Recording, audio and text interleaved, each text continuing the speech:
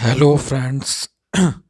मैं राहुल बिंदल एडवोकेट आपके सामने प्रस्तुत हुआ हूँ एक नई जानकारी लेकर।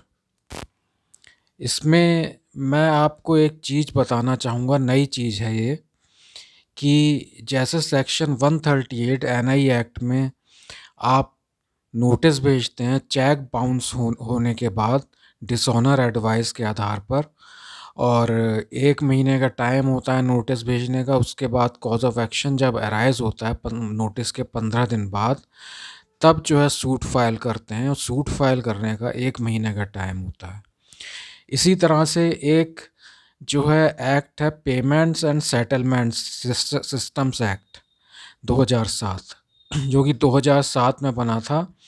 इसमें क्या होता है, चेक बाउंसिंग का ही दूसरा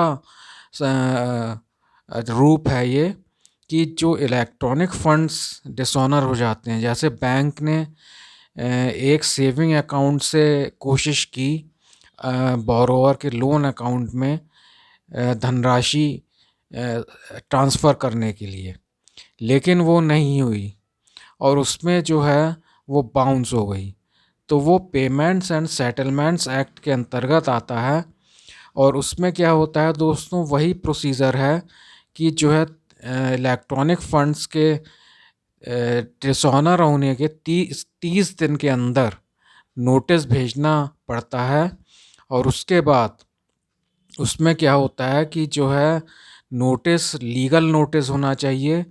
उसके लिए जो है 15 दिन तक, अगर नोटिस भेजने के 15 दिन तक अगर बोरोवर जमा नहीं करता है पैसा, तो बैंक को ये पूरा अधिकार है कि वो कोर्ट में जाए और कंप्लेंट केस फाइल करे।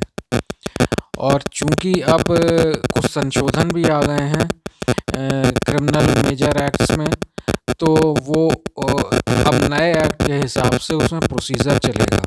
जैसे बीएनएसएस का 223 सेक्शन है, पहले सेक्शन 200 सीआरपीसी था, लेकिन अब बीएनएसएस का 223 सेक्शन हो गया है। उसके अंतर्गत सब प्रोसीजर चलेगा। और उसके बाद जो है 308 में बीएनएसएस के प्रोसीजर चलेगा।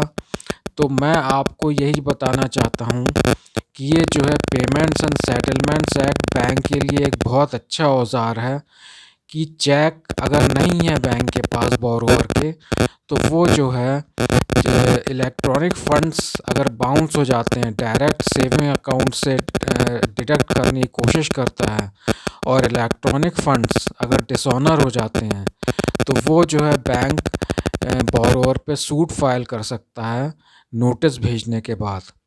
और इसमें मैं आपको बताना चाहूँगा कि कोई भी जुडिशल मजिस्ट्रेट जो फर्स्ट क्लास का हो, वो ये जो है सूट उसके यहाँ फाइल किया जा सकता है, और उसमें उसको बैंक को निश्चित रूप से सफलता मिलेगी। अब ऐसे केस जो है इंटरटेन भी होने लगे हैं, और जो है बैंक को काफ़ी हेल्प मिल रही है उनसे। ये एक बैंक के लिए अच्छा औजार है। लेकिन मैं ये भी बताना चाहूँगा, डिफेंडेंट को अगर बचना है तो उसे जो है इसमें नोटिस पहुंचने के बाद उसमें जो है उसे एक्ट करना है तुरंत, नहीं तो उसके ऊपर क्रिमिनल कंप्लेंट दाखिल हो जाएगी और फिर उसको परेशानी होगी, क्योंकि वही प्रोसीजर होगा जो 138 एनआई एक्ट में चलता है। तो ये मैं आपको बताना चाहूँगा कि ये जो है बैंक के लिए बहुत अच्छा औजार है और बहुत ही इम्पॉर्टेंट चीज़ है payment and settlement system act 2007। और ये जो है नोटिस भेजने का तरीका वही रहेगा जो 138 एनआई एक्ट में है, कि कब जो है डिसऑनर एडवाइस प्राप्त हुई। डिसऑनर एडवाइस आपको बैंक से, ब्रांच से, जिस बैंक में उसका खाता है, ब्रांच में खाता है, उसमें उससे लेनी पड़ेगी। और ये जो है उसके बाद आप नोटिस भेज सकते हैं। ये जो है आपको जानकारी ज़रूर पसंद आएगी। तो मैं आपको यही बताना चाहता था दोस्तों।